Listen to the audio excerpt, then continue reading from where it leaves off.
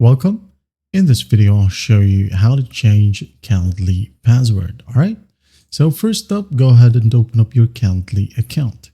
Now, once you're in here, go to the top right and click on your profile. Okay. Right here, click on it and we have profile option in here. Just click on it. Now in here, go to the left panel and click on login preferences. Okay. Click on it. As you can see here, we have the password. If you want to change it, just go and click on change password. Enter the current password. Now in here, enter the new password, for example, like so. Then you're going to want to repeat the new password and then hit on save. All right.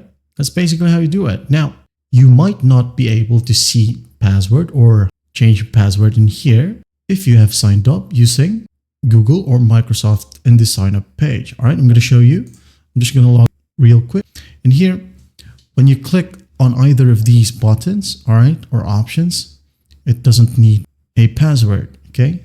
So that might be the reason that you don't have the change your password option, okay? That's basically it. Well, I hope this video helps and I'll see you in the next one.